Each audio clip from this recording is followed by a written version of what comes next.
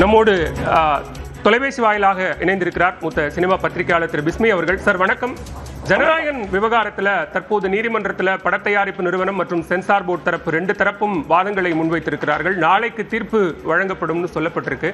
திட்டமிட்ட தேதியில படம் வெளியாகாத ஒரு சூழலும் ஏற்பட்டிருக்கு. எப்படி பார்க்கிறீங்க?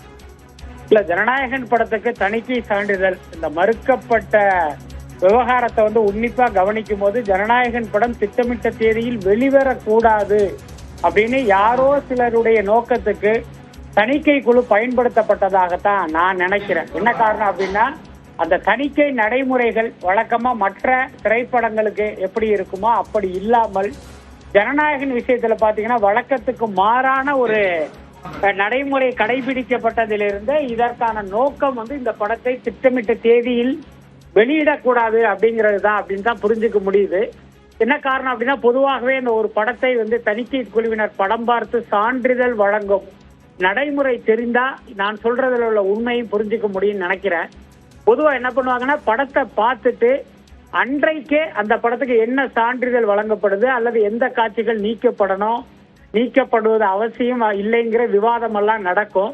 ஆனா ஜனநாயகனை பொறுத்த வரைக்கும் டிசம்பர் 19ஆம் தேதியே படத்தை பார்த்துவிட்டு குறிப்பிட்ட சில காட்சிகளை மாற்றும்படி அவர்கள் வலியுறுத்தியதன் அடிப்படையில் 24ஆம் தேதி அந்த மாற்றங்களையும் செய்து தணிக்கை துறையில் சப்மிட் பண்ண பிறகும் அவர்கள் தணிக்கை சான்றிதழ் கொடுக்காமல் இழுத்தடித்ததை வைத்து இதை புரிந்து கொள்ள முடியுது. இதுக்கு பின்னால் நிச்சயமாக ஒரு அரசியல் நோக்கம் இருக்கு. அதாவது முக்கியமாக விஜயனுடைய அந்த அரசியல் எழுச்சியின் காரணமா தான் அவருடைய கடைசி படத்தை இப்படி ஒரு இக்கட்டான நிலைமைக்கு கொண்டு வந்திருக்கிறார்களோ அப்படின்னு எனக்கு தோணுது. இந்த விவகாரத்துல தணிக்கை வாரியத்திற்கு எந்த விதமான உள்நோக்கமும் இல்ல. நாங்க 5ஆம் தேதி இந்த ஒரு முடிவை புகார் மனுவை பெற்ற பிறகாக 6ஆம் தேதியே அது தொடர்பாக எங்களோட போர்ட்டல்ல நாங்க அப்டேட் பண்ணிட்டோம். அதுக்கு பிறகாகத்தான் படத்தயாரிப்பு நிறுவனம் நீதிமன்றத்தையே நாடி இருக்கிறது. நாங்க பதில் சொல்லல அப்படின்னு அவங்களால சொல்ல முடியாதுன்னு சொல்றாங்க. இல்ல, இது சரியான பதிலாக எனக்கு தெரியல. என்ன காரணம்னா, டிசம்பர் 19ஆம் தேதி படம் பார்க்கறாங்க. அவர்கள் சொன்ன மாற்றங்களை 24ஆம் தேதி சப்மிட் பண்ணிருக்காங்க. 26ஆம் தேதி நியாயப்படி சான்றிதழ் வழங்கப்பட்டிருக்க வேண்டும். ஆனா இப்ப இவர்களுடைய கூற்றுப்படியே 6ஆம் தேதி தான் இந்த படத்துக்குள்ள இப்படி ஒரு அப்ஜெக்ஷன் இருக்குங்கிறதே அவங்க தெரிவிக்கிறாங்க. அப்படின்னா இந்த இடைப்பட்ட நாட்கள்ல இந்த தணிக்கை குழுவினர் என்ன பண்ணாங்க அப்படிங்கிறது ஒரு கேள்வி. பட் நான் என்ன புரிஞ்சுக்கிறேன் அப்படின்னா, விஜயை பாஜக கூட்டணிக்குள் கொண்டு வருவதற்கு பல்வேறு முயற்சிகள் எடுக்கிறாங்க.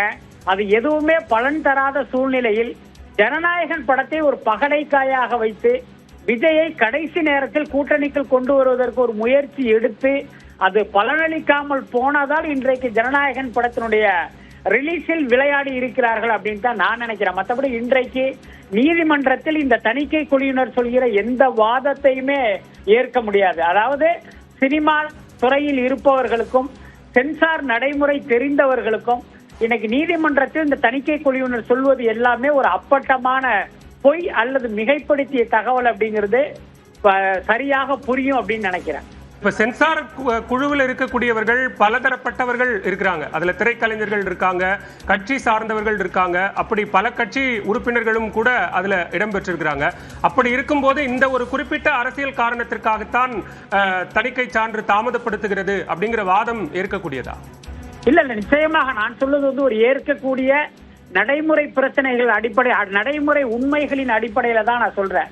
என்னன்னா, எப்பயுமே சென்சார் படம் பார்த்தாங்க அப்படின்னா உடனடியாக ஒரு அறையில அவங்க டிஸ்கஸ் பண்ணுவாங்க. யாரெல்லாம் படம் பார்த்தாங்களோ அந்த உறுப்பினர்கள் உங்கள் கருத்து என்ன, மற்றவர் கருத்து என்ன அப்படிங்கறத பத்தி டிஸ்கஸ் பண்ணிட்டு அதன் அடிப்படையில் இந்த படத்துக்கு என்ன சான்றிதழ் கொடுக்கிறது, எந்த காட்சியை நீக்குவது, எந்த வசனங்களை நீக்குவதுங்கிற எல்லாவற்றையும் முடிவு செய்து கொண்டு தயாரிப்பாளரையும் இயக்குனரையும் அடைப்பாங்க. இதுதான் தணிக்கையினுடைய முடிவு அப்படிங்கறது அவர்களிடம் தெரிவிப்பார்கள்.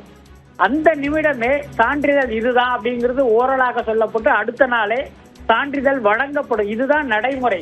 ஜனநாயகனுக்கும் கூட 19ஆம் தேதி படம் பார்த்து விட்டு இவர்களுக்கு UA சான்றிதழ் என்பதையே அவங்க ஓரலாக தெரிவித்து விட்டார்கள். அதுக்கு அப்புறம் இவங்க இந்த உறுப்பினர் அப்ஜெக்ட் பண்ணாரு அப்படிங்கறத ஏற்கிற வாதமே இல்லை.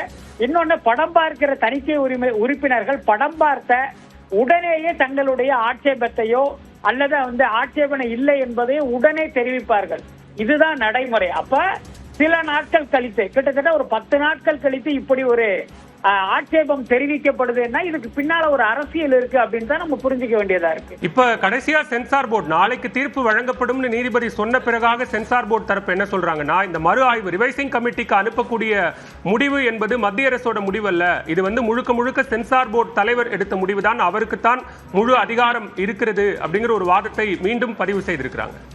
இல்ல, அப்படித்தான் அவங்க சொல்லி ஆக வேண்டும். அதே நேரம் நடைமுறை என்னங்கிறது நமக்கு தெரியும். இன்றைக்கு ஒன்றிய பாஜக அரசுக்கு யாரெல்லாம் எதிரிகளோ அவர்களை நோக்கி ஒன்றிய அரசினுடைய அமைப்புகள், அமலாக்கத்துறையா இருக்கட்டும், வருமான வரித்துறையா இருக்கட்டும், சிபிஐயா இருக்கட்டும், இது போன்ற அமைப்புகளை ஏவி விடுவதை நம்ம பார்க்கிறோம். திரைப்பட தணிக்கை குழுவும் ஒன்றிய அரசினுடைய கட்டுப்பாட்டில் இருப்பதால், விஜய் ஒரு திரைப்பட நடிகராக இருப்பதால் விஜயை முடக்குவதற்கு இன்றைக்கு தணிக்கை வாரியத்தையும் ஒன்றிய பாஜக அரசு பயன்படுத்துது அப்படிங்கிறது தான் என்னுடைய பகிரங்கமான குற்றச்சாட்டு. ஒரு திரைப்பட பத்திரிகையாளனா ஜனநாயகனுடைய தணிக்கை சான்றிதழ் விவகாரத்தை கவனிக்கும் போது எனக்கு தோன்றுகிற விஷயம் இதுதான். மிக்க நன்றி திரு பிஸ்மி, இணைப்பில் கருத்துக்களை பகிர்ந்து கொண்டமைக்கு.